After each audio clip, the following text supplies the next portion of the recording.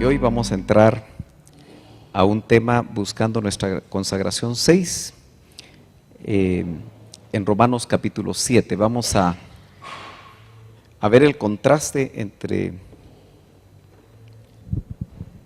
cómo actúa la carne y cómo actúa el Espíritu. Amén. Gloria a Dios. Entonces, acompáñenme a Romanos capítulo 7, verso número 4. Romanos capítulo 7, verso 4. Esta es una versión un poquito diferente a la que usted tiene, pero usted puede leer la que usted tiene, podemos compararla, pero vamos a leer esta porque nos va a ayudar un poquito a entrar en el tema de hoy. Dice: de modo semejante, vosotros también, hermanos míos, al estar injertados en Cristo, miren qué interesante, al estar injertados en Cristo, es como si estuvieseis muertos para la ley. Sois pues libres de entregaros a otro, al resucitado, con el fin de que produzcamos fruto para Dios. Amén. Gloria a Dios. Vamos a tratar de desarrollar, no sé si nos va a dar tiempo hoy, pero todo el capítulo 7 de Romanos. Es un capítulo que para algunos es polémico, complicado, y lo vamos a ir viendo por qué.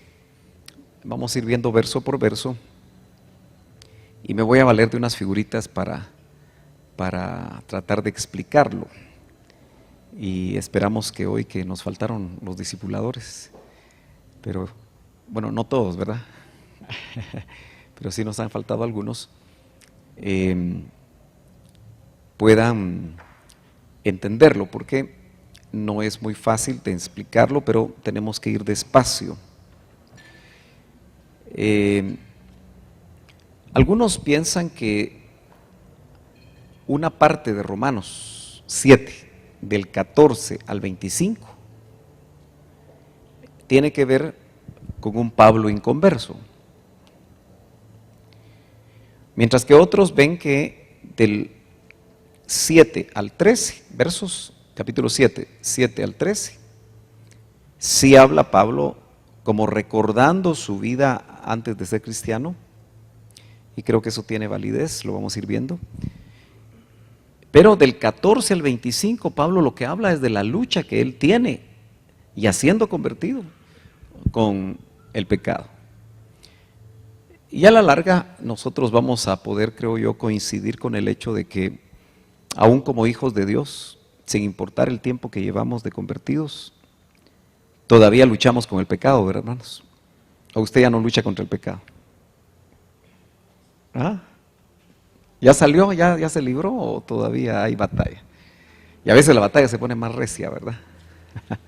Bueno, vamos a ir despacio, pero esas son posturas que algunos teólogos tienen, y en algún momento quizá alguien habrá pensado algo sobre esto cuando lo lee despacio. Dice: ¿acaso ignoráis? Estos son los primeros versos porque leímos el 4.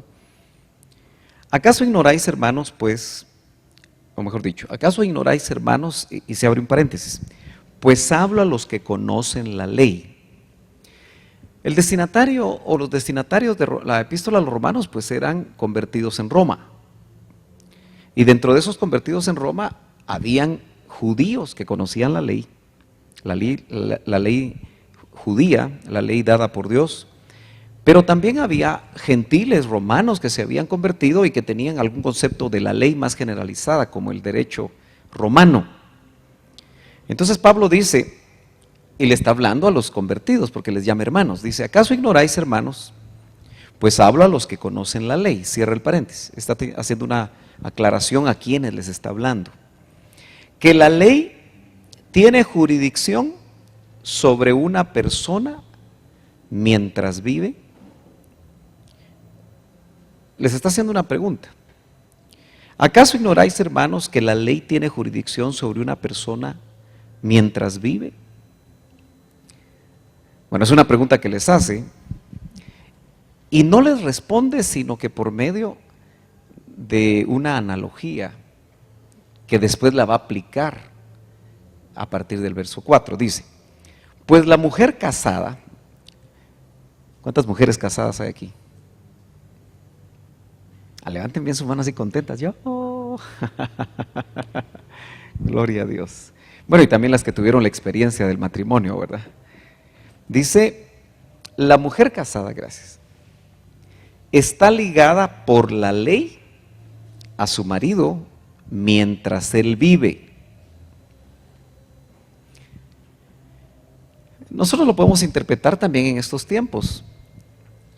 Pablo le está hablando a judíos que están entendiendo a qué clase de ley está haciendo la alusión, pero también se aplica a la ley romana, porque tuvo que haber habido en ese tiempo una ley que también casaba a los romanos.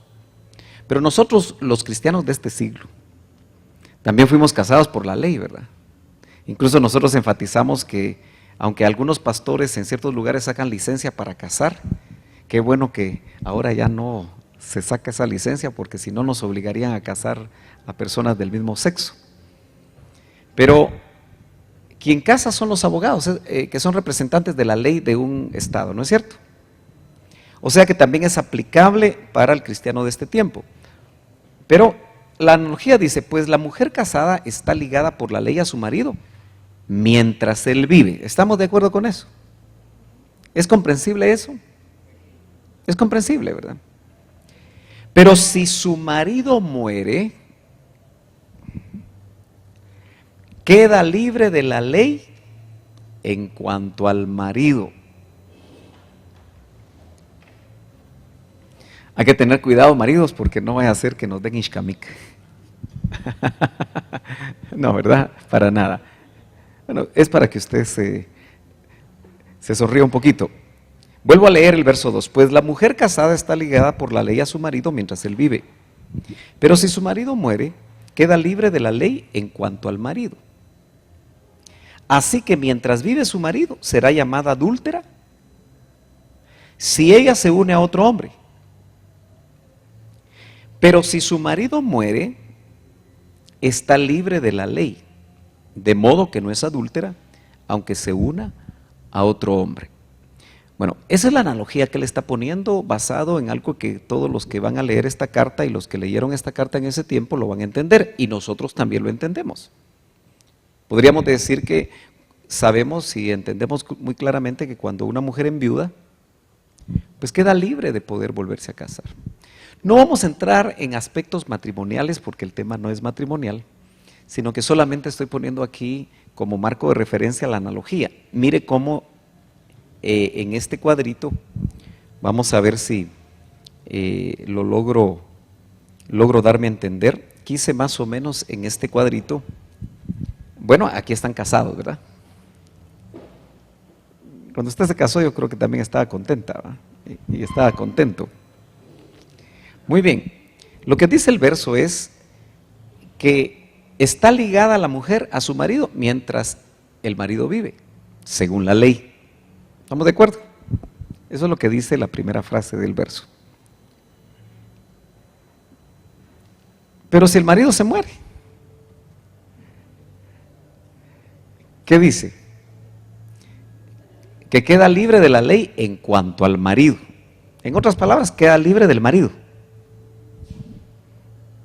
Seguimos en la segunda parte.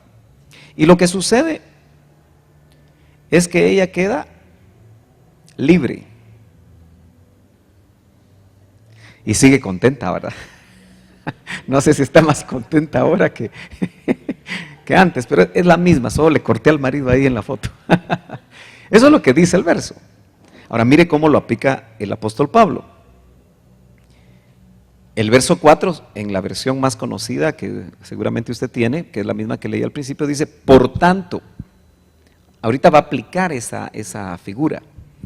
Hermanos míos, dice, también vosotros, o a vosotros, a los cristianos de Roma y a nosotros también, se nos hizo morir a la ley por medio del cuerpo de Cristo. para que seáis unidos a otro. Note que dice, se os hizo morir a la ley por medio del cuerpo de Cristo. O sea, hay una operación cuando nosotros somos insertados al cuerpo de Cristo que nos hace morir a la ley. No físicamente, por supuesto, pero es equivalente a que muere el marido en el matrimonio natural y la mujer queda libre. Así nosotros quedamos libres al ser insertados en el cuerpo de Cristo. Quedamos libres. ¿Para qué? ¿O libres de qué? Libres de la ley. Para que seamos unidos a otro. Nota cómo la figura da a entender que la mujer que quedó sola cuando murió su marido se unió a otro. Y nosotros cuando entramos al cuerpo de Cristo nos unen a otro, el resucitado o aquel que resucitó de entre los muertos, a fin de que llevemos fruto para Dios. No sé si logró ver la analogía. Bueno, tal vez nos ayuda este otro esquemita. Pensemos que este círculo café es el cuerpo de Cristo, como una entidad que está compuesta por todos los salvos. Aquí no estamos hablando de novia, solo el cuerpo de Cristo, compuesto por todos los verdaderamente nacidos de nuevo, no los que vienen a la iglesia. Nosotros quisiéramos que todos los que vienen a la iglesia estuvieran en el cuerpo de Cristo, pero si no han nacido de nuevo, no están adentro, están en la periferia. Si se convierten, entran. Si no nacen de nuevo, no entran. Aunque hagan todo lo que nosotros hacemos, pueden diezmar, pueden ofrendar, pueden tener privilegio, pueden danzar, pero si no nacieron de nuevo, no están en el cuerpo de Cristo. Bueno, al ser insertados en el cuerpo de Cristo, cuando usted es insertado en el cuerpo de Cristo, note que la versión que leí al principio decía injertados en Cristo, ¿se recuerda? Entonces, entrar en el cuerpo de Cristo es como ser injertados. Creo que ahí ayuda el ejemplo que da Cristo en San Juan 15. ¿Se acuerda usted? Dice, sin mí nada podéis hacer. Pero principia diciendo, yo soy la vid, es una planta, ¿verdad?, que da uvas, vosotros los pámpanos o las ramas. Entonces, sin mí nada podéis hacer. Pero habla de que como ramas fuimos injertados. También Romanos, me parece capítulo 9, o no sé si es hasta el 11, pero nos habla del olivo natural. Y la vid es Cristo. El olivo natural también es Cristo. No es Israel como dicen los mesiánicos. Es Cristo. Y ahí dice que las ramas naturales fueron desgajadas, refiriéndose a los judíos. Fueron desgajadas, arrancadas. Y que en su lugar nos injertaron a nosotros que éramos acebuche u olivo silvestre. Injerto. ¿Ha hecho usted algún injerto? Bueno, sí se hace un corte, me parece, como a 45 grados de la ramita, y se pega y no sé qué cosas. Lo cierto es que una vez que pasa el proceso, quedó pegado el injerto, ¿verdad? Todos tenemos la idea de lo que es un injerto. Entonces nosotros fuimos injertados en Cristo, en el olivo natural siendo olivo silvestre. No teníamos pactos, no teníamos promesas, pero nos injertaron. Eso es nacer de nuevo dentro del cuerpo de Cristo. Por eso ponemos ahí, tipificando un hombre y una mujer ahí adentro, ¿verdad? Muy bien, pero ¿qué sucede cuando somos injertados en Cristo? El esquema nos ayuda un poquito mejor a graficar lo que dice el verso. Morimos a la ley. Aunque nosotros no éramos judíos, pero acuérdese que la ley para nosotros, sin ser judíos, también pudo haber sido establecida por todo aquello que no podíamos hacer o no era adecuado hacer. Porque ciertamente no nacimos en Israel y nuestros padres no nos enseñaron la ley, pero sí había una ley en nosotros. Algunos teólogos le llaman la ley natural, aquello que nos dice a nosotros eso está bueno y eso está malo. Pero nosotros morimos a la ley, porque la ley, tanto la ley judía como cualquier otro tipo de ley, no pueden producir el hombre nuevo, del cual ustedes ya vieron, me parece, el miércoles antepasado, por lo menos los que vinieron. Pero ¿qué más sucede cuando entramos en el cuerpo de Cristo y morimos a la ley? Como morir o experimentar la muerte del marido.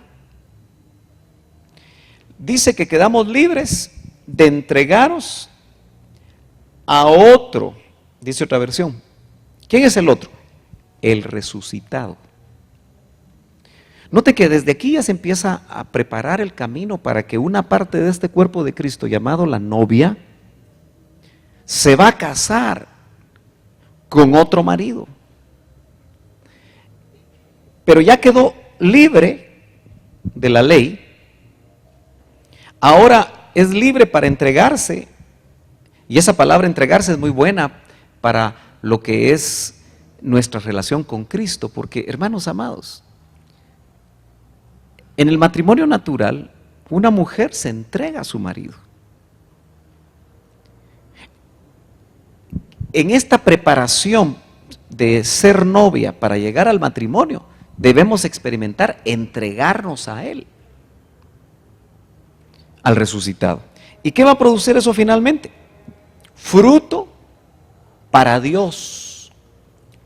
Entonces, si dice el Señor, sin mí nada podéis hacer, en el nuevo nacimiento nos injertan a la vid, en la figura del olivo nos injertan al olivo natural. Y el concepto del injerto es que la savia que va a alimentar el olivo y la savia que va a alimentar la vid, como dos plantas, nos van a alimentar a nosotros también. Porque una vez pegó el injerto, la savia llega a las ramas. ¿Y qué va a producir una rama sana? Frutos. Entonces, es muy sospechoso cuando un cristiano no da fruto. Cuando una persona que viene por años a la iglesia no da fruto, y no da fruto, y no da fruto. Es sospechoso cuando en nuestras familias, algún miembro de nuestra familia no da fruto, no da fruto, no da fruto. Es sospechoso, aunque venga a la iglesia. O un familiar, o un conocido, o un hermano que no da fruto. Porque algo en el proceso se detuvo. Entonces, para alcanzar a dar fruto, y una de las cosas interesantes del fruto, cuando uno piensa en los frutos del Espíritu, creo que lo hemos platicado en alguna ocasión, pero usted sabe que la flor contiene los órganos femeninos de la planta. ¿Sabía usted eso, verdad? Sí sabe eso. Y como son órganos femeninos, necesitan ser polinizados por un elemento masculino, que en este caso es el polen, que lo llevan las abejitas. ¿Sí? ¡Ey! Diga que sí, si está entendiendo lo que le estoy diciendo. Es un concepto muy sencillo. Pero el polen que llevan en sus patitas las abejitas y que llegan a los órganos femeninos de la flor, cuando son engendrados, la misma flor es la que se vuelve fruto a través de un proceso. Entonces quiere decir que cuando dice aquí llevar fruto para Dios, es porque nosotros realmente inmersos en el cuerpo de Cristo, injertados en Cristo, necesitamos ser engendrados por el Espíritu para producir fruto. Y por eso el fruto es amor en 9 facetas, y dice que Dios es amor. Entonces es un trabajo de Dios en nosotros y solo tenemos que dejarnos. ¿Me está siguiendo? Bueno, si no, apunte ahí sus preguntas para el momento en el que lleguen las preguntas. Muy bien, entonces definamos cuál es nuestro fruto. Y ahí entramos al tema. Romanos capítulo 6, verso 22 dice, pero ahora, habiendo sido libertados del pecado, ¿y eso cuándo sucedió? Cuando nacimos de nuevo. Donde fue, dice Romanos 6:6, unos versos anteriores, el cuerpo de pecado fue reducido a la impotencia, dice la versión Las Américas. Porque el cuerpo de pecado, el doctor Ríos, al primero que se lo oí definirlo de una manera más sencilla fue a él. El cuerpo de pecado que fue reducido a la impotencia y que está vinculado con nuestro nuevo nacimiento y nuestro bautismo en agua, dice que el cuerpo de pecado es la maquinita de hacer pecados. Haga de caso que cuando nosotros éramos inconversos, no habíamos nacido de nuevo, teníamos una maquinita dentro de hacer pecados que en la Biblia Pablo le llama cuerpo de pecado. Y esa maquinita producía pecados. Pero cuando nos convertimos, esa maquinita se descompuso, la atrofian y quedamos libres del pecado. Pero en nosotros todavía hay pecados con ese. ¿Ya? Son conceptos teológicos, se le llama teológicos, pero son conceptos complicados que aparecen ahí en Romanos 6, cuerpo de pecado. Ese fue reducido, ¿cómo dice su versión? Alguien que lea 6:6 de Romanos. Romanos 6:6. Así con voz fuerte si lo logran oír los demás, si no lo voy a leer yo desde aquí para que quede grabado.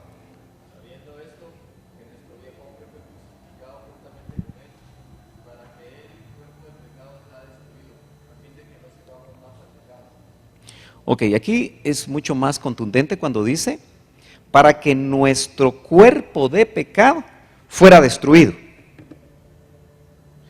Si nosotros interpretamos como cuerpo de pecado esta carne que tenemos, este cuerpo que tenemos, entonces en el momento que nacemos de nuevo nos morimos, porque el cuerpo de pecado es destruido. Si esa fuera la interpretación, ¿estamos de acuerdo? Entonces no está hablando de este cuerpo. ¿Estamos de acuerdo? Sino que el cuerpo de pecado es algo interno. Y por eso la mejor manera de tratar de explicarlo es la maquinita de hacer pecados. Esa estaba bien aceitadita cuando estábamos en el mundo y producía pecados. Es más, cuando nosotros éramos inconversos, tal vez podíamos tener alguna idea de que estábamos pecando, pero la mayoría de veces pensábamos o nos justificábamos que no pecábamos. Yo no le hago mal a nadie. ¿Estamos de acuerdo? Y aún así el inconverso lo dice, no, sí, yo no soy malo, dice. ¿Para qué voy a ir a la iglesia si yo no soy malo? Eso es para los mareros, dice. Eso es para los que están en la cárcel, eso es para no sé qué. Así tienen algunos ese concepto. Entonces, vuelvo a la carga. Cuando nacemos de nuevo, verso 22 dice, pero ahora, habiendo sido libertados del pecado, pero eso no significa que no podamos ser alcanzados por el pecado. ¿Entendemos bien eso? Si no, vaya apuntando sus preguntas. Y hechos siervos de Dios. Y hechos siervos de Dios. Ahora, ¿será que solo se los escribe a los ministros o a todos los que les está escribiendo? A todos los que han nacido de nuevo, porque somos siervos de Dios. Antes éramos siervos del diablo. Ahora somos siervos de Dios. Tenéis por vuestro fruto, ¿qué? La santificación. ¿Y qué estamos buscando en estos miércoles de discipulado? La consagración que nos va a llevar a la santificación, porque el hombre se consagra y Dios santifica. Y como resultado, vida eterna. La vida eterna. Bueno, eso lo dice Romanos 6:22, apenas un capítulo antes del capítulo 7, donde nuevamente volvemos a entrar. Hemos leído del 1 al 4, capítulo 7. Ahora entramos al 5. Terminó el 4 diciendo, y para vuestro fruto, o mejor dicho, para llevar fruto para Dios. Ahora hemos visto que ese fruto es la santificación. Entonces, aquí entra Pablo a empezar a narrar aspectos que creo que son muy importantes, porque al fin y al cabo, hermanos, nosotros inconversos ni idea teníamos qué nos pasaba, ¿verdad? Si por ejemplo, de inconverso usted cayó en ciertos vicios, voy a quedar aquí un ratito.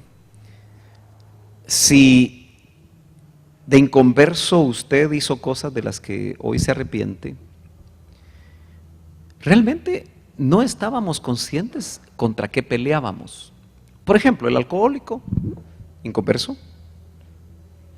porque puede haber cristianos alcohólicos, ¿verdad? ¿O no? Sí, si un cristiano carnal se descuida y vuelve a la misma. Yo he estado oyendo de pastores alcohólicos ahora y mujeriegos. Y en este capítulo 7 vamos a entender por qué están llegando a experimentar estas cosas, si nos da tiempo hoy. Y va a ver usted que mucha de su doctrina la basan en un solo verso fuera de contexto. Y por eso tenemos que estudiarlo.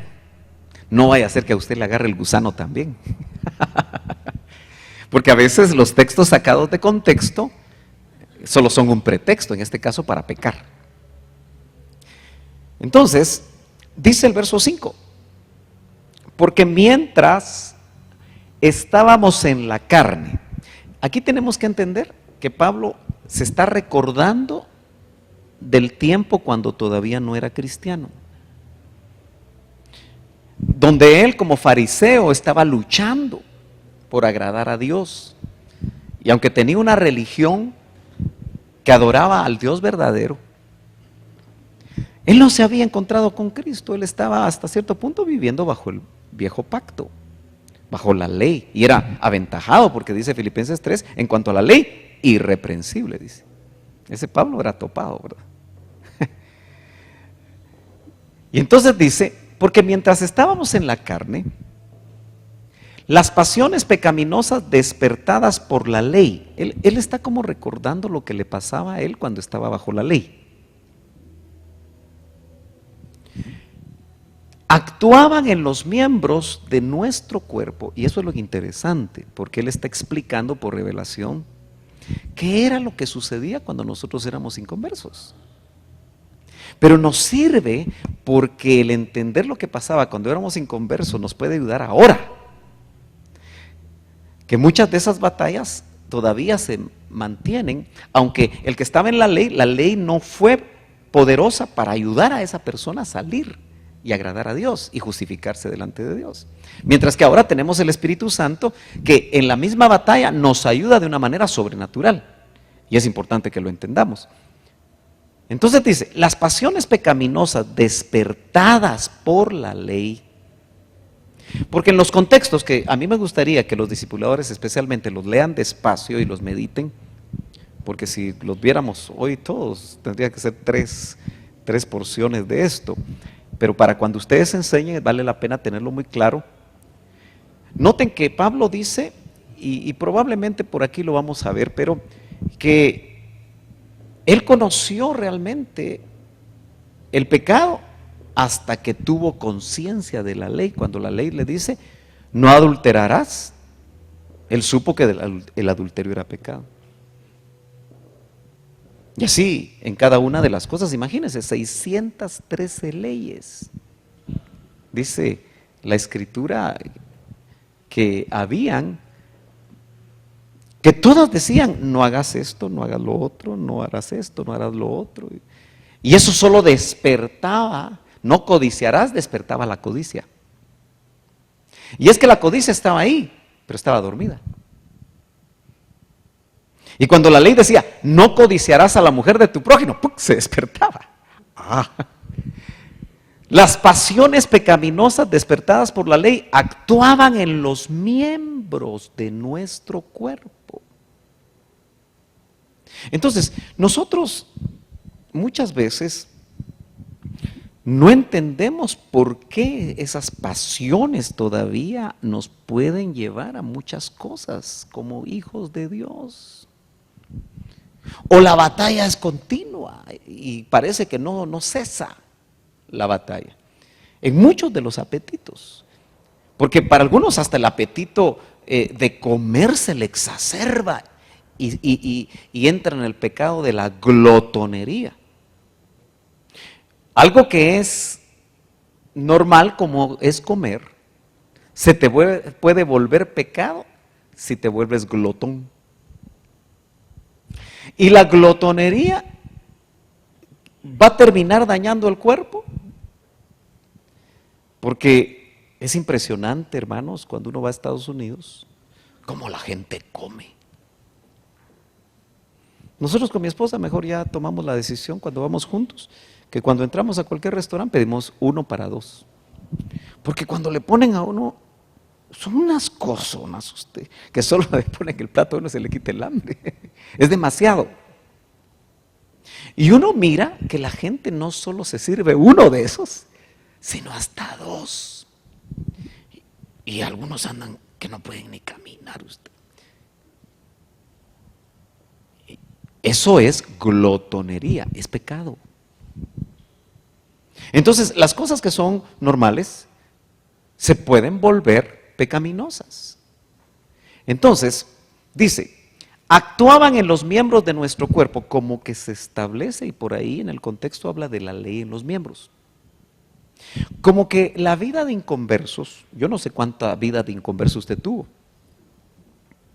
Y sospecho que mientras más inconverso fue uno, o sea, más tiempo de inconverso, más se afincaron las leyes en los miembros. Por ejemplo, aquel que vivió en la promiscuidad sexual, que desde muy joven fue despertado a la promiscuidad sexual, mientras más ejercitó la promiscuidad sexual, más se establecieron leyes en sus miembros. ¿Me están entendiendo? Y al llegar a Cristo, uno quisiera que por arte de magia, por varita mágica, esos deseos terminaran. Y la persona, a otro día que se convirtió a Cristo, despierta todavía con deseos. Y hasta se puede frustrar si no le damos la doctrina, si no le enseñamos, si no le discipulamos. Y hasta aquellos que lo conocieron de inconverso y se burlan de él, y no que ya sos cristiano y andas chupando todavía, le dice. Y no dulces precisamente, ¿verdad? Y realmente esa persona se complica. Esa persona no sabe qué hacer, se confunde.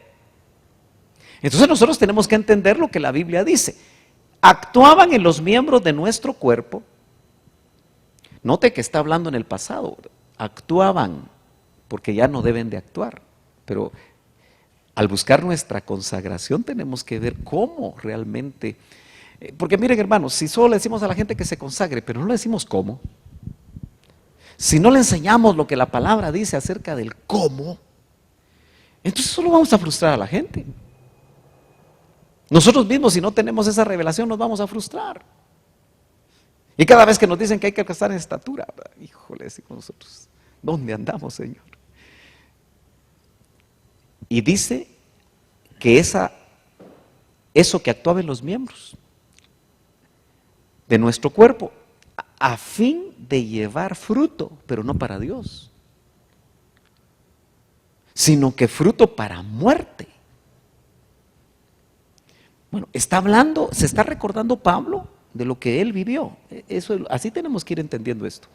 Verso 6, pero ahora hemos quedado libres de la ley. Note que él está como recordando, pero el verso 6, cuando dice hemos quedado libres de la ley, está pensando en su posición de cristiano. No sé si me doy a entender. Como que está pensando en lo que le sucedía, pero en lo que, por eso dice, pero ahora. Andábamos habla de pasado, verbo, ¿verdad? En pasado, ¿estamos de acuerdo? Mire, yo soy muy detallista para enseñar todas estas cosas para que usted logre entenderlo. Y si no lo logra entender, lo apunta. Y entonces dice, pero ahora hemos quedado libres de la ley, habiendo muerto a lo que nos ataba. Si metemos lo que vimos en los esquemas del verso 4 y la analogía desde el verso 2 hasta el 4, eso significa haber nacido de nuevo. Quedamos libres, dice, habiendo muerto a lo que nos ataba. Como la novia o mejor dicho, la esposa que quedó libre porque se murió el esposo. Nota que esa es la línea de pensamiento. Dígame amén si lo está entendiendo. Gloria a Dios. De modo que sirvamos, eso es lo que tenemos que aprender. Como siervos de Dios que vimos en la novedad. Aquí va a ser él diríamos, va a contraponer lo que era la ley y lo que es el Espíritu. Lo arcaico era lo de la ley, lo viejo era lo de la ley, lo que él había vivido, la religión que había vivido. Hasta nosotros la religión que podemos vivir. Mire hermano, si hasta la religión evangélica se puede volver una ley para nosotros.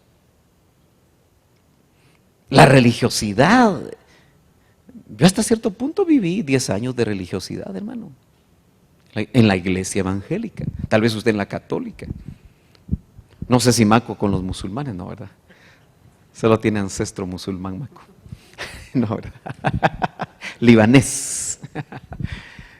Habiendo muerto a lo que nos ataba, de modo que sirvamos a la novedad. Es nuevo, por eso el evangelio son buenas nuevas, buenas noticias. Del Espíritu y no en el arcaísmo, o sea, lo viejo de la letra. Por eso, déjeme que yo me explique. Si la Biblia la leemos solo, y así la exigimos a la gente, solo como letra, eso es ley. Y por eso las iglesias legalistas, que interpretan tan mal la Escritura, le exigen a la gente y a sus miembros de las iglesias los mandamientos hechos letra, sin enfatizar la novedad del Espíritu y sin muchas veces predicarles el rema de Dios, que es lo que produce la fe para ser transformados. Hasta cierto punto, apliquémoslo con nuestros hijos, especialmente chiquitos que vienen a la escuela dominical. Un niño de 5, 6, 7 años probablemente ya está muerto espiritualmente. Probablemente. Lo vamos a ver dentro de un ratito. Y él oye en las lecciones de escuela dominical que no debe mentir, que no debe hacer esto, pero si no se ha convertido y está muerto espiritualmente, ¿qué tiene ese niño? Cuerpo de pecado. Hasta que se convierta. Por eso es tan importante que quien sirve con niños, vuelvo a la carga, no es de entretener, no es solo de hacer manualidades, que bonitas, y que plasticinita aquí, que esto y lo otro, y que videos, y que eso está bien como herramientas, franelógrafos y todo. Pero si eso no lo va a llevar al niño a que sepa que él es pecador, que el niño se le revele Cristo lo más rápido posible, y que ese niño nazca de nuevo. Un pecador produce pecados. O sea, un inconverso tiene maquinita de hacer pecados y produce pecados. Hasta cierto punto es complicado pedirle que un árbol de manzanas dé limones, ¿verdad? Si es pecador, va a producir pecado. Pero si se convierte, entonces ese niño, aunque sea de 6, 7, 8, 9, 10, no sé, entonces va a encontrar que ya él puede conocer la novedad del Espíritu. Y nosotros, que ya llevamos tantos años de ser cristianos, podemos seguir complicándonos la vida con todo el conocimiento de letra que tenemos. Sabemos en cierta manera a estas alturas qué hay que hacer. Pero si solo está la letra, es ley. Pero si está la novedad del Espíritu, es decir, que nos entreguemos a que sea el Espíritu el que nos permita, como decía el doctor Ríos, subirse a esos potros de pasiones. Nos queremos subir nosotros y ¡pum! Nos tira, ¿verdad? Y nos tira y nos tira y nos tira. Y ahí está uno ministrando y ministrando y ministrando y a cada rato otra caída, otra caída. Afortunadamente dice que 7 veces caerá el justo y de ahí lo levantaré, ¿verdad? Y eso nos da esperanza. Pero lo que hay que hacer es, no, que el Espíritu Santo le permitamos que Él se suba al potro salvaje. Y Él sí lo controla, Él sí lo logra domar. Bueno, sigamos avanzando. Como le digo, apunte sus preguntas. Verso 6, esta es otra versión. A veces tomo diferentes versiones porque nos ayudan a entender un poquito más ampliamente. Esta versión dice: pero ahora hemos sido libertados de la ley. Es el mismo verso que acabamos de leer. Y aquí dice, de la ley del pecado, le añade un poquito más para ser más claro. Por haber muerto para aquella en que estábamos ligados. Note que aquí personifica, como que hubiéramos estado casados con la ley. Porque dice, del pecado por haber muerto para aquella en que estábamos ligados, a fin de estar en condiciones de servir con un nuevo espíritu y no bajo el viejo tratado matrimonial. Bien claro, ¿verdad? Para todo lo que estamos hablando, esta versión lo aclara muy bien. Verso 7, volvemos a la versión que traíamos, que me parece que es las Américas. Dice, ¿qué diremos entonces? Pablo hace preguntas. Interesante la manera como Pablo escribe aquí. ¿Es pecado la ley? 2 preguntas. En ninguna manera, dice. Porque como aparentemente, no aparentemente, sino que lo que viene diciendo es que la ley lo que saca a luz es el pecado, y lo dice en otro contexto. O sea, cuando hay ley, se reconoce el pecado, se identifica el pecado. No robarás, ley. El que roba, ya sabe que el tomar algo que no le pertenece, aunque sea un lápiz en el trabajo, pero si es de la empresa, no es suyo. ¿O no? ¿O no sería robar eso? Ah, es un robito chiquito, hermano. No es robo. Si yo me llevo un lápiz de una empresa que no es mío, sino que la empresa lo compró y no me lo están regalando, aunque valga 5 len, que no valen 5 len ahora, no sé cuánto vale un lápiz ahora. Sería un robo llevárselo, ¿verdad? Ay, qué exagerado el hermano Sergio. No, pero en el sentido del concepto de robo, que es tomar algo que no te pertenece. ¿Sí o no? Muy bien, estamos claros, aunque nos cueste un poquito, pero en ninguna manera. Al contrario, dice, yo no hubiera conocido el pecado. Aquí nuevamente Pablo está explicando su experiencia. Yo no hubiera conocido el pecado a no ser por la ley, porque no conociera la codicia. Si la ley no dijera, no codiciarás. Pero el pecado, tomando ocasión por el mandamiento, obviamente mandamiento de la ley, produjo en mí toda codicia, dice. Porque sin la ley, mire qué aseveración más tremenda, porque sin la ley el pecado estaba muerto. Y antes yo vivía sin ley. Y aquí es donde viene un concepto bien interesante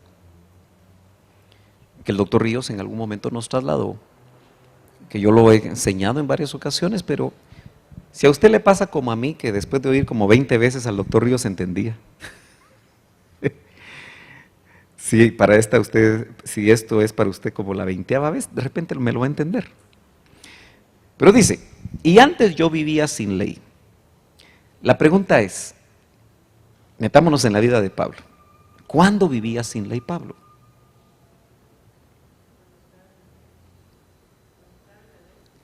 No, dice, yo vivía sin ley. Entonces, ¿cuándo fue cuando él vivió sin ley? No cuando vivió en la ley. ¿Cuándo, en qué etapa de su vida Pablo vivió sin ley? ¿Mm? Cuando era niño y no era consciente de la ley.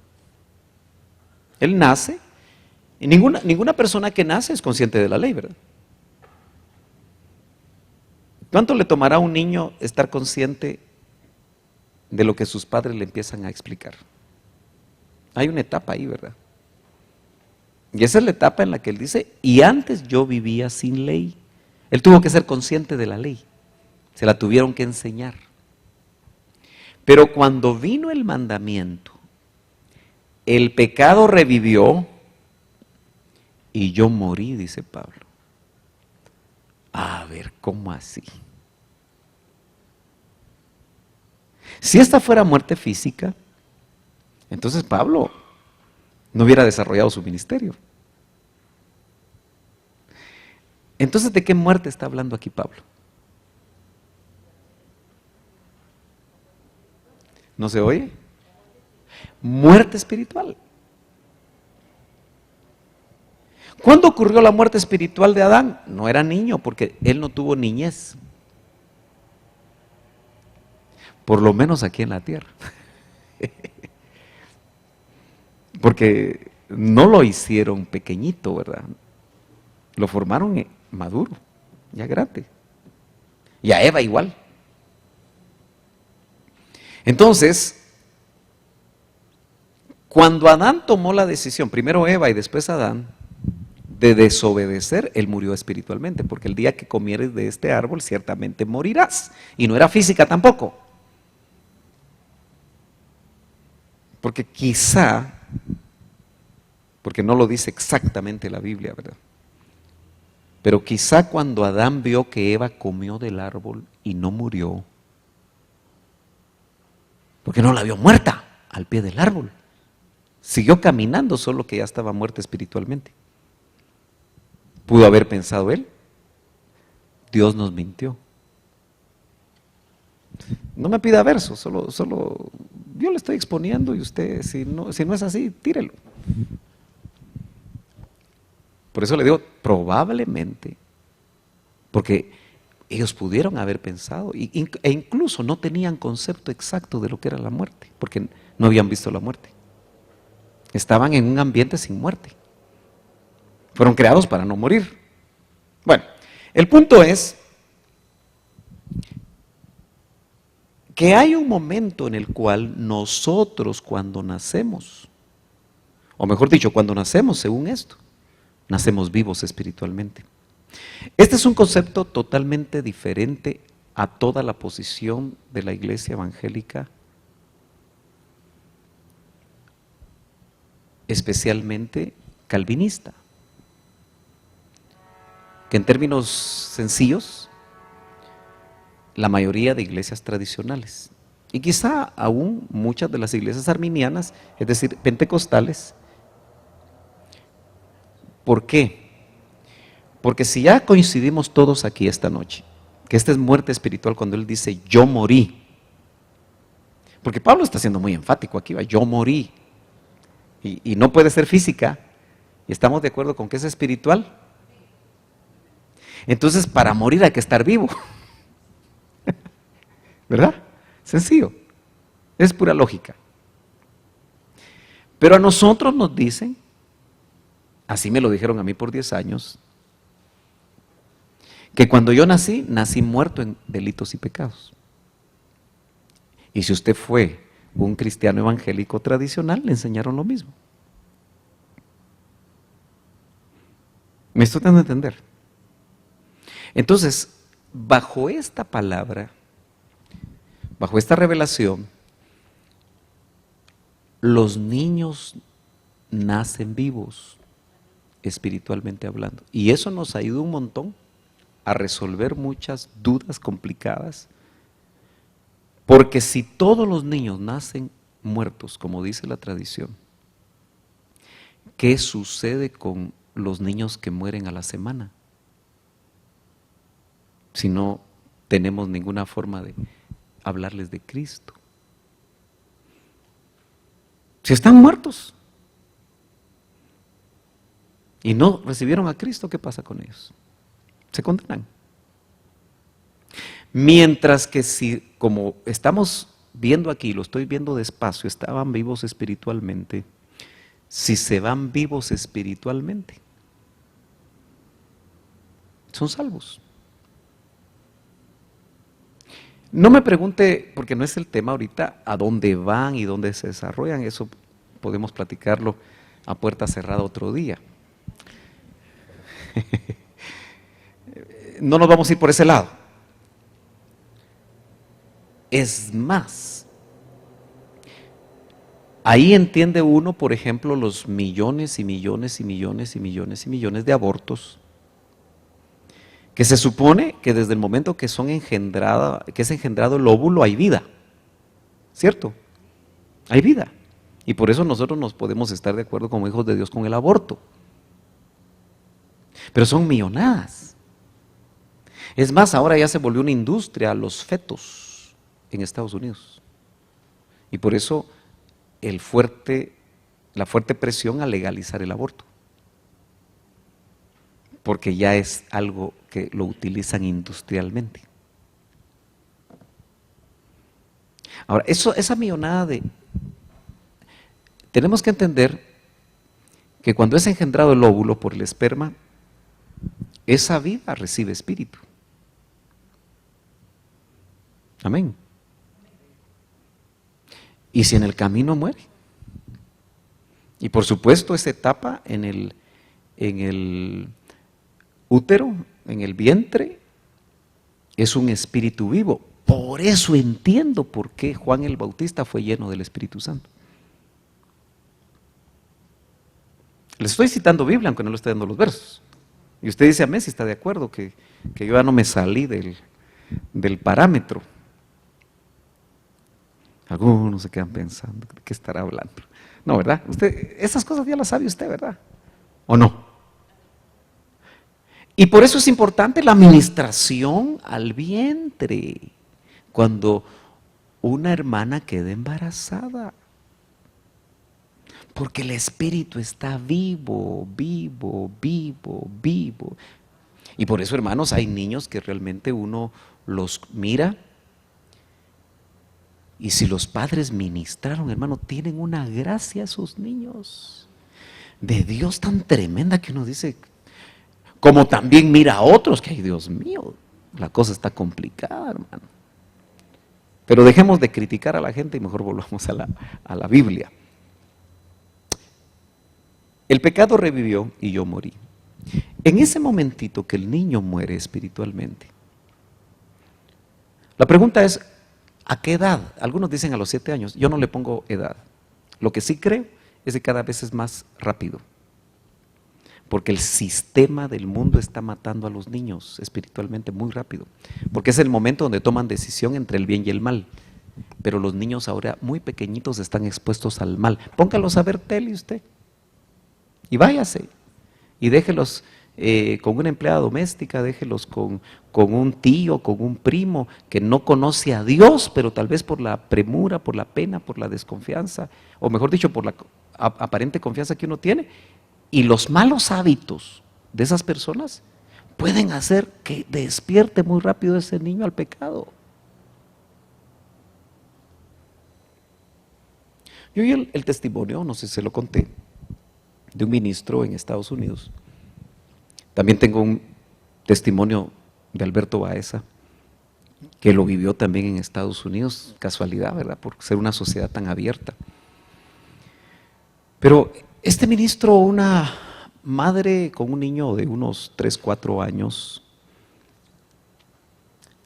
llegó a ministrarse y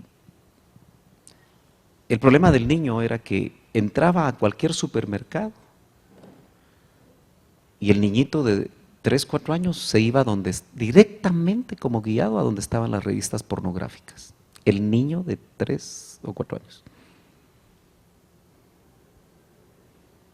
Y abría las revistas pornográficas. Lo más complicado es que el niñito quiso violar a su hermanita de 1 año. Es algo espeluznante, ¿no? Y la madre no sabía ni qué hacer.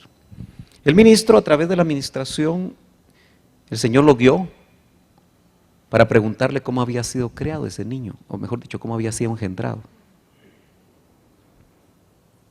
Y él le dijo, en una orgía donde había tenido relaciones con muchos hombres y no sabía quién era el padre.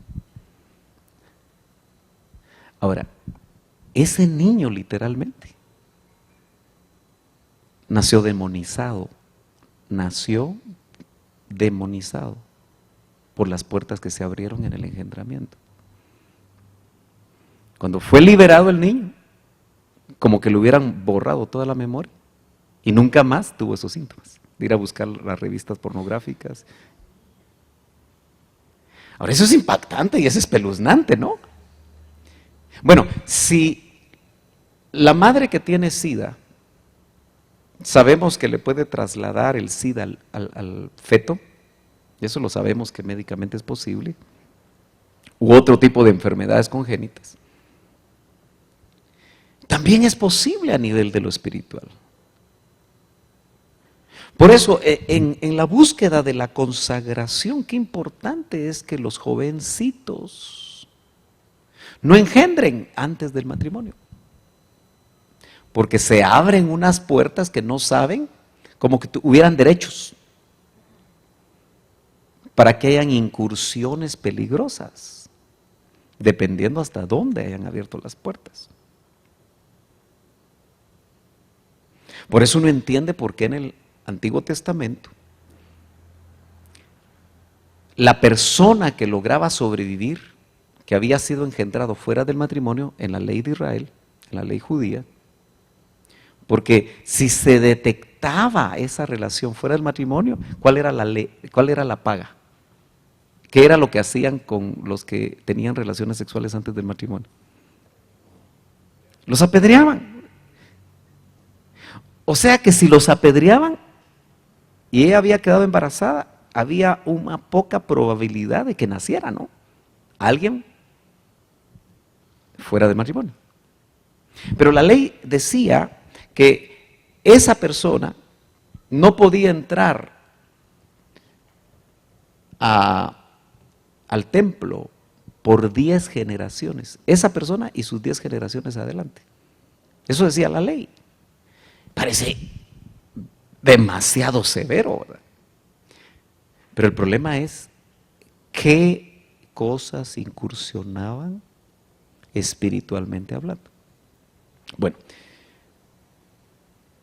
le cuento el testimonio del hermano Alberto. Tal vez usted ya lo conoce, se lo voy a recordar. En una ocasión el doctor Río recibió una llamada como a la 1 de la mañana. Y bueno, él aceptaba las llamadas a esa hora. Buen pastor, ¿verdad? Y era Alberto Báez, hermano, el pastor Alberto Báez, asustado, casi en los inicios del porque le dice, doctor, ¿qué hago? Un bebé en la cuna está reptando como serpiente. Se movía como una serpiente el bebé en la cuna. ¿Qué hago? Estaba empezando la liberación. Bueno, el doctor le dio los consejos, el niño fue libre, dijo, pues el doctor se quedó de una pieza también, porque ¿quién se va a imaginar que un bebé va a estar endemoniado, hermano? Ahora, estamos hablando por el hecho de que en qué momento pueden morir y qué actos de los padres pueden afectar. Y se puede abrir puertas que nosotros mismos no sabemos. Bueno, lo cierto está que el hermano oró, tomó autoridad y el niño fue libre, el bebé. Bueno, 7:10, continúa el pensamiento Pablo, dice, y el mandamiento que era para vida, se suponía que guardar la ley producía vida, pero el mismo Pablo dice que la ley lo que producía era muerte, porque al final nadie pudo cumplirla. Dice, yo encontré que era para muerte. Porque lo mató, ¿verdad? Y lo repite, dice, porque el pecado, tomando ocasión por el mandamiento, me engañó y por él me mató. Note que las formas verbales mató, engañó, están en qué conjugación. Pasado, porque él se está recordando de su vida de inconverso. En la ley, como fariseo, pero no con la novedad del Nuevo Testamento, del Evangelio de la Gracia. De manera que la ley a la verdad es santa y el mandamiento es santo, justo y bueno. Porque la pregunta que él hacía, ¿se acuerda usted cuál fue la pregunta que hizo? En cuanto a la ley, si la ley era mala. Entonces él llega a la conclusión que no era la ley la mala, porque la ley la dio Dios. Y la ley establece la naturaleza de Dios, el carácter de Dios. Y entonces se plantea otra pregunta, Pablo. Antes, este es el último verso, el verso 13, de su experiencia no cristiana, religiosa, por así decirlo. Entonces, lo que es bueno, decir la ley, vino a ser muerte para mí. En ninguna manera dice, pero el pecado, para mostrarse pecado, obró muerte en mí por lo que es bueno, es decir, la ley, a fin de que por el mandamiento el pecado llegase a ser sobremanera pecaminoso. Entonces, la ley lo que sacaba a luz era el pecado, y hasta el día de hoy, hermano, lo que saca a luz el pecado es saber los mandamientos de Dios. Solo que en el Antiguo Testamento era un listado. En el Nuevo Testamento ya no se enfatiza el listado. Pero tanto en lo que viene ahorita del capítulo 7 como en lo que está en el capítulo 8 nos muestra que ahora hay una ley del Espíritu. Que sí, a través del sacrificio de Cristo nos capacita para buscar la consagración. Es que si no, no podríamos, hermano. Estaríamos aquí perdiendo el tiempo. Muy bien. Avancemos. Verso 14. Ahora mire cómo cambia rápidamente el pensamiento. Y va a ver cómo cambian las formas verbales. Cuando usted estudia la palabra, cuando usted la medite, especialmente discipuladores que enseñan la palabra y todos los que aquí enseñamos la palabra, seamos bien cuidadosos. Dice, porque sabemos que la ley es espiritual. Estas son conclusiones. Pero yo soy carnal. Note que no dice, pero yo fui carnal. ¿Verdad que no se va al pasado? Dice, yo soy carnal. Cuando está escribiendo a los romanos, yo soy carnal. Entonces él ya está dándose cuenta que aunque la ley es espiritual, y dice algo que es lo que hace que muchos crean que Pablo todavía sigue hablando de su pasado, porque dice vendido bajo pecado. Otras versiones dicen vendido al pecado. Dicen, no puede ser posible que un cristiano esté vendido al pecado. Depende si te vuelves a esclavizar. Porque nosotros tenemos la capacidad, siendo cristianos, de volver a ser esclavos del pecado, si nosotros queremos. Es decisión personal. Antes no teníamos libre albedrío. Pecábamos porque nuestra naturaleza nos obligaba a pecar, a pecar, a pecar. La maquinita de hacer pecado nos obligaba a pecar, pecar, pecar, pecar, pecar. Y ni siquiera pensábamos que era pecado, ni siquiera creíamos que era malo. O lo justificábamos. Pero cuando nacemos de nuevo, cuando nos injertan en Cristo, cuando entramos al cuerpo de Cristo, por esa operación espiritual, nos devuelven el libre albedrío y ahora usted decide si peca o no peca. Es usted el que toma la decisión. Verso 15, pues lo que hago, porque note, hermano, que la consagración tiene que ver con lo que haces o dejas de hacer. No es solamente con lo que piensas, aunque indudablemente de ahí se genera el pecado. Porque lo que el hombre piensa, eso es, dice el proverbio. Pues lo que hago, no lo entiendo. Ahí viene la frustración que a veces uno mismo puede entrar, hermano, dependiendo en qué estadio de la vida cristiana estemos. Pues no hago lo que quiero. ¿Por qué creemos que estos versos tienen que ver con un cristiano? Porque ya Pablo nota que en él hay algo que quiere algo distinto a lo que antes hacía. Y eso solo sucede con el cristiano. Pues no hago lo que quiero, sino lo que aborrezco. El inconverso no aborrece el pecado, hermano. ¿Cierto o no? Porque no está consciente mucho del pecado. Y si no, lo justifica, si no, pero no pelea con él. Pues no hago lo que quiero, sino lo que aborrezco, eso hago. Eso solo lo puede hacer un cristiano. Y si lo que no quiero, eso hago. Apruebo que la ley es buena. Está concluyendo nuevamente que la ley es buena. Y entonces, por así decirlo, ¿quién es el malo? ¿Por qué se establece esa batalla? Lo sigue explicando. Dice, de manera que ya no soy yo quien lo hace, sino el pecado que mora en mí. Bueno, saquemos ese texto fuera de contexto y nos encontramos con el evangelio de la supergracia, que es el que están practicando algunos. Saquémoslo de contexto por un ratito y tratemos de justificar una vida pecaminosa y decir, no, si cuando yo peco ya no soy yo, hermano, el que lo hace, sino el pecado que mora en mí. Incluso algunos le añaden y dicen, no, ya no es la nueva criatura la que peca, sino que es el cuerpo, pero el cuerpo se va a morir. Como el cuerpo se va a morir, pequemos. Fíjense que esa no es una filosofía nueva. Así pensaban los epicúreos en los tiempos de Pablo. Habían en Roma y entre los griegos y en el ambiente en el que Pablo se desarrolló, dos corrientes filosóficas, los estoicos y los epicúreos. Los estoicos eran aquellos que no pecaban, se cuidaban demasiado y vivían en base a valores, especialmente en Roma. Pero los epicúreos tenían este pensamiento: el alma es buena, el cuerpo es malo. Destruyamos el cuerpo a través del pecado. Y armaban unos bacanales, armaban unas orgías, armaban unas cosas para matar el cuerpo.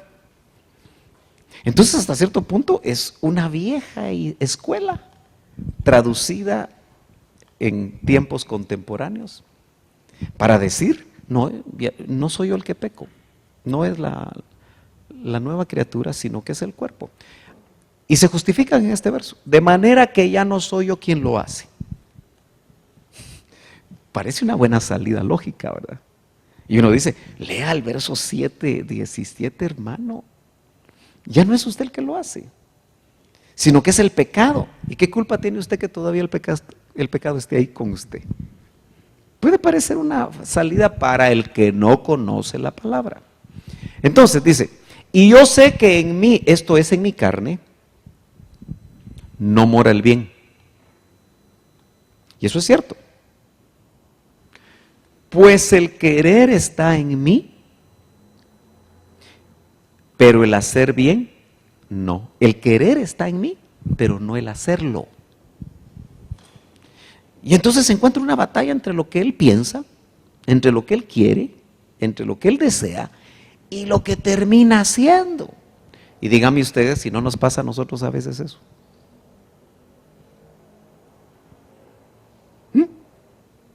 A veces usted quiere agradar a Dios, ¿verdad? Y después se da cuenta que no lo está agradando, porque está haciendo lo que a él no le agrada. Pero usted dice, pero si yo lo quería agradar. Porque no hago el bien que quiero. O sea, solo un cristiano está consciente que es lo bueno. Sino el mal que no quiero, este hago. ¿Y quién está hablando? El gran apóstol Pablo. Y no nos está dando cuenta, ¿verdad? Él está encontrando una gran contradicción interna y está siendo muy honesto, y Dios está revelando esto indudablemente para los cristianos de Betel en el siglo XXI, que estamos batallando buscando nuestra consagración, porque es una batalla, hermano. Si usted no está batallando, ¿quién sabe si se está consagrando? Pero si se está consagrando, está batallando. Y tiene que recordar que es un soldado. Y si lo han votado, levántese. Pida perdón, arrepiéntase y levántese. Levantémonos todos, ¿verdad? Muy bien. Verso 20. Y si hago lo que no quiero, otro verso interesante para sacarlo de contexto, para el que quiera vivir mal. Y si hago lo que no quiero, ya no soy yo quien lo hace. Buena forma de zafarse, ¿verdad? Uno le puede decir, mira, mamita, a su esposa, ¿verdad? No fui yo quien lo hice, hombre, es que no sé qué me agarró. Y hasta agarrar el verso y decir, no, es que no lo hice yo. No, ves que aquí dice Pablo, pues que no fue él quien lo hizo. Pero eso es interpretar mal. Sino el pecado que mora en mí. Lo que él está mostrando es la controversia, el conflicto interno que ahora el Hijo de Dios tiene y del cual nosotros tenemos que cuidarnos. Hallo pues esta ley, que cuando quiero hacer el bien, el mal está en mí. Y es que lo que sucede es que mientras la fiera, así le llamó el doctor Río, ¿se acuerda? Mientras ese viejo hombre que usted ya vio que está viciado con los deseos engañosos y que nos dicen, despojaos. No dice Dios, te voy a despojar. Nos está diciendo a nosotros, despojaos. Es una acción que nosotros tenemos que hacer del viejo hombre viciado con sus deseos engañosos. Y mientras nos despojamos del viejo hombre, nos vestimos del nuevo hombre, eso ya lo vieron. Porque según el hombre interior, ¿cuál es el hombre interior? La nueva criatura. Ese espíritu que tomó vida y que cuando nacemos de nuevo, dice el que se une al Señor, un espíritu es con él. 1 Corintios 6. Y luego el Espíritu Santo también está ahí. Esa es la nueva criatura. Porque según el hombre interior, me deleito en la ley de Dios. Por eso cuando usted lee la palabra, su hombre o su mujer interior se deleita. Pero la carne le dice, encende la tele, hombre. Hace tal cosa, hombre. Mira tal cosa. Y no es cierto que cuando alguien se deleita y está leyendo, de repente le da sueño, ¿no? Qué casualidad que nos da sueño leer la Biblia. Para algunos parece su pastillita para dormir. Es que no la entiendo, dice. Solo abro la Biblia y duermo, y me duermo, dice. Ah, pero encienda la tele. Se despabila. Bueno. Me deleito en la ley de Dios. Ese es el verso 22. Mas veo otra ley en mis miembros. ¿Se acuerdan? Que esa ley de los miembros nos empezó a hablar en su estado de inconverso Pablo. Pero esa ley de los miembros, cuando nacemos de nuevo, continúa. Y es la que necesita ser trabajada por la ley del Espíritu. Veo otra ley en mis miembros que se revela contra la ley de mi mente. ¿Cuántas leyes llevamos ya ahí? Varias, ¿verdad? Y me lleva cautivo a la ley del pecado que está en mis miembros. Entonces quiere decir que nosotros, hermanos amados, si esa ley de los miembros fue muy alimentada, ¿no cree que nosotros cuando alguien se convierte dentro de nuestro discipulado, y el discipulado que se debe dar al recién convertido, debe involucrar la administración del alma, hermano? para que esa ley de los miembros esté mostrada y sea anulada por la ley del Espíritu. De lo contrario, esa persona puede convertirse en un cristiano carnal toda su vida cristiana, enfrentando los mismos problemas y frustrándose de una manera tremenda. Viviendo hasta cierto punto una vida cristiana mediocre. No, cuando, oye, yo vine para que tengan vida y la tengan en abundancia. Yo no puedo tener vida en abundancia porque me pasa esto, me pasa aquello. Todavía sigo con esto. No sé si nací de nuevo. Y ahí vienen los ataques a la mente que el diablo le dice, es que no eres hijo, es que no eres hija, por eso está pasando esto y está pasando aquello. Y eso no es cierto. Vuelvo a leer verso 23. Mas veo otra ley en mis miembros. Tenemos que tener cuidado a identificar la ley de los miembros, que se revela contra la ley de mi mente y me lleva cautivo a la ley del pecado que está en mis miembros. Y entonces Pablo lanza un grito terrible, pero muy honesto, que quizá muchos de nosotros tal vez no hemos hecho. Miserable hombre de mí. Como es tan fuerte, dicen, eso lo dijo un inconverso. No lo podía decir un inconverso. ¿Quién me librará de este cuerpo de muerte? Lo que pasa está que está siendo honesto. Pablo está siendo tremendamente honesto. Pero en el verso 25 hay un grito de victoria. Gracias doy a Dios. Porque si ahí hubiera terminado el capítulo 7 nos deja muertos, frustrados, miserables, ¿verdad? Gracias doy a Dios por Jesucristo nuestro Señor. Si ese es el todo de nosotros, hermano. Si nosotros no nos aferramos a Cristo, si Cristo no llena nuestros vacíos, si Cristo no está en el centro de nuestra vida, lo que tenemos es religión. Gracias doy a Dios por Jesucristo, Señor nuestro, o nuestro Señor.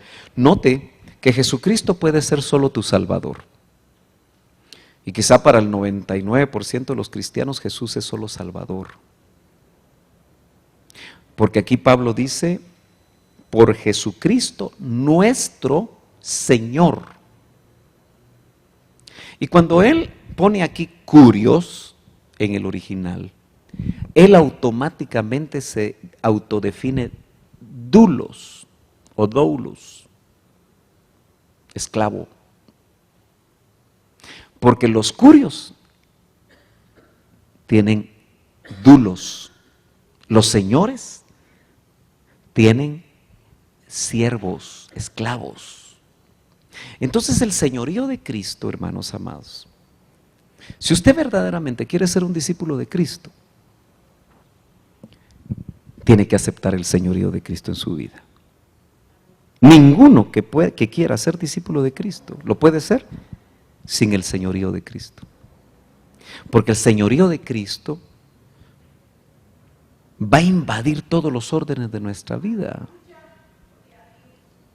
Y Él es el que nos va a decir qué es lo que vamos a hacer, como un amo le dice a su siervo, ve y va, haz y hace, ven y viene. Pero cada uno de nosotros nos hemos dado cuenta que el Señor muchas veces nos da instrucciones y nosotros nos ponemos a negociar con Él. No, Señor, todavía no. Bien, hombre, si yo quiero hacer esto y esto. No, no, Señor, espérate un rato. Eso no es un señorío. Hace que yo mismo con la mente sirvo a la ley de Dios, mas con la carne a la ley del pecado. Mire qué dualidad. Así que yo mismo con la mente sirvo a la ley de Dios, es decir, a la palabra, ¿verdad? Mas con la carne. Y quizá ahí es donde uno entiende aquel famoso dicho del doctor.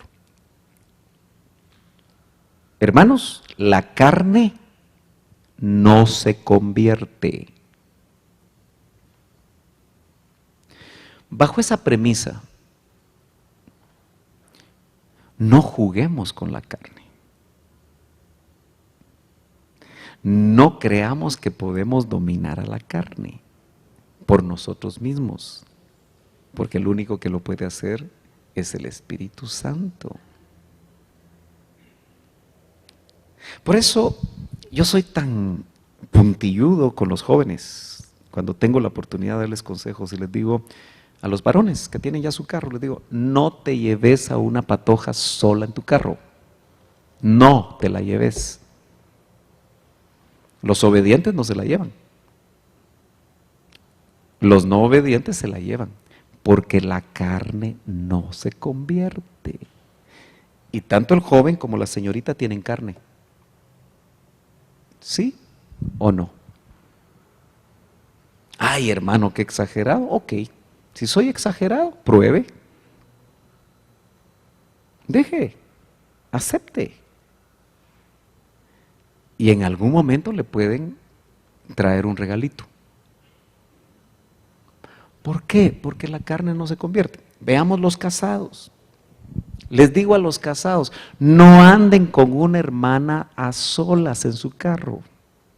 No, es que vamos a ir a comprar no sé qué, que vamos a ir a comprar. No, vaya, entonces que se vaya otra hermana. No, ¿y cómo va a creer, pastor? El que cree estar firme, mire que no caiga. Yo me recuerdo en un viaje a Mérida, Yucatán, de los primeros viajes cuando yo estuve a tiempo completo, que aunque usted no lo crea, yo estuve en el IMSS Central 6 meses a tiempo completo. Y tenía una semana de haber nacido mi primera hija, porque a mí me llamaron el día exacto que nació mi primera hija. Medio se estaba componiendo, como dicen que se descomponen y luego se componen las hermanas, ¿verdad? No sé de dónde sacan ese concepto. Ya se compuso, dice, como que se descomponen, ¿verdad? Y creo que tenía un mes de nacida, una semana de nacida mi hija, y el doctor me dice, nos vamos para Mérida. Y como ahí era, nos vamos para Mérida, ¿verdad? Y a mí me tomó como 5 días llegar por tierra a Mérida, mitad a pie y mitad a caballo, porque en alguna de las ciudades tomamos una avioneta que ya se caía, pero logramos llegar. Él llegó después, pero fuimos 3 ministros. Y cuando llegamos, llamativamente yo empecé a ver que la iglesia era una iglesia pequeña, estaba dirigida por una mujer. La única mujer que el doctor, bajo criterio, dejó que estuviera a cargo de una iglesia. Aunque usted no lo crea. Creo que le he contado un poquito de eso. Lo cierto está que nos hospedan en una casa de una hermana que era divorciada. Después me di cuenta que la iglesia estaba compuesta casi solo de divorciadas y que la encargada era divorciada. Entonces dije yo, bueno, cada oveja busca a su pareja, ¿verdad? Pero cuando crucé el umbral de la puerta, inmediatamente una voz me dijo, esta mujer está en adulterio. A mí no me había pasado eso. ¿Y cómo hacía yo? No dije nada. ¿Se hubiera atrevido usted a decir? Cuando el doctor Ríos llegó, no había ni media hora que estábamos platicando cuando ella confesó su pecado. Y yo le hubiera querido haberle dicho antes. Porque uno cuando es joven es así, ¿verdad? Quiere llevárselas de muy salsa. Pero para mí fue un testimonio. Pero también pude entender que las jerarquías ministeriales existen. Y que con 3 ministros de menor jerarquía, ella no abrió su corazón. ¿Por qué le cuento esto? Porque indudablemente hay cosas dentro del corazón que se pueden mantener muy ocultas. ¿Era cristiana ella? Sí. Y para terminar de ajustar, con quien había caído en adulterio, era un guatemalteco que habían mandado en ese tiempo de la juventud. a esa área. Entonces, ¿por qué lo estoy alargando? Porque uno de los ministros que me llevaba mucho tiempo, el doctor nos dijo a dos de los ministros, ministran a la hermana. Era un lugar abierto donde se desarrolló el retiro y nos dijo el doctor, de aquí a unos 15 metros yo los voy a estar observando, pero dos la van a ministrar. No uno, dos. ¿Por qué el doctor sabía que era riesgoso uno? Porque podían haber espíritus de sexo, de adulterio. ¿Entienden? Entonces, dos. Pero de repente, después de la administración, yo vi que el ministro más viejo se fue a solas caminando con ella hasta la casa porque había que caminar. Entonces yo le dije, hermano, tenga cuidado. Usted se dio cuenta la instrucción que nos dieron. No, yo soy un hombre con mucha firmeza. Entonces me bajó ese texto, el que cree estar firme. Por eso, hermanos amados, si el apóstol dice, mas con la carne a la ley del pecado, es porque hay una realidad. Hay ley en los miembros que hay que ministrarse. Hay una carne que no se convierte y nos complica la consagración, seamos honestos. Y tenemos que hablarle de esta manera a los discípulos. Termino leyendo esto para preguntar rápido. Yo tengo 15 minutos todavía de preguntas. Ninguna condenación hay. Acuérdese que no hay separación entre capítulos en los originales. La separación de capítulos fue posterior. No es inspirada la separación de capítulos. Quiere decir que cuando Pablo dice, gracias doy a Dios por Jesucristo nuestro Señor, así que yo mismo con la mente sirvo a la ley de Dios, más con la carne a la ley del pecado, ahora pues, ninguna condenación hay. Era de corrida la lectura. Para los que están en Cristo Jesús, los que no andan conforme a la carne. Ahí pone la tapa al pomo, ¿verdad? Sino conforme al Espíritu. Entonces, en realidad, hermanos, Pablo, aunque en Gálatas capítulo 5 va a desarrollar esa guerra civil entre la carne y el Espíritu, y nos va a definir las obras de la carne y los frutos del Espíritu. Desde aquí él nos dice, ninguna condenación hay para los que están en Cristo Jesús. ¿Por qué dice eso? Porque si tú caes en pecado, no te condenas. Porque Cristo murió por ese pecado. Pero sí te llaman al arrepentimiento, sí te llaman a la administración, sí te llaman al apartamiento de ese pecado. Los que no andan conforme a la carne. O sea, si usted anda conforme al Espíritu, no hay condenación para los que están en Cristo Jesús. Porque la ley del Espíritu de vida, la última ley de todas las que él mencionó, en Cristo Jesús me ha librado de la ley del pecado. Note, ahora ya dice, me ha librado. La ley del Espíritu de vida en Cristo Jesús me ha librado de la ley del pecado y de la muerte. Pero entonces yo tengo que aprender a caminar en el Espíritu. ¿Qué es lo que el enemigo va a querer hacer con nosotros? Que no caminemos conforme al Espíritu, sino conforme a la carne. Porque lo que era imposible para la ley, todo el capítulo 6, aún el capítulo 5, capítulo 4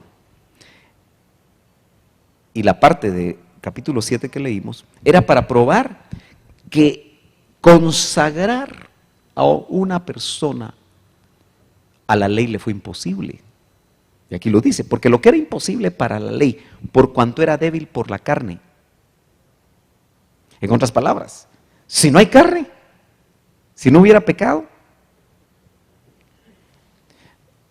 no habría debilidad y podríamos cumplir la ley. Dios, enviando a su Hijo en semejanza de carne de pecado, pero solo en semejanza, porque no hubo pecado en él, y a causa del pecado, condenó al pecado en la carne.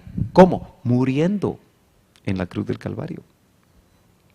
Para que la justicia de la ley se cumpliese en nosotros. El único que cumplió la ley fue Cristo.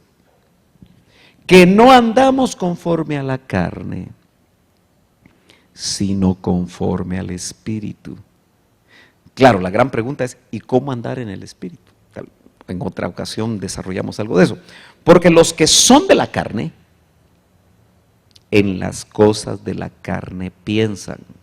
Nos da parámetros. ¿En qué piensa usted? Es la pregunta de estos tiempos. ¿Se la pasa pensando solo en sexo? ¿Se la pasa pensando solo en murmuración? ¿Se la pasa pensando solo en las cosas de la tierra? En todo aquello que son obras de la carne, se la pasa peleando, se la pasa discutiendo. Porque dice, en las cosas de la carne piensan.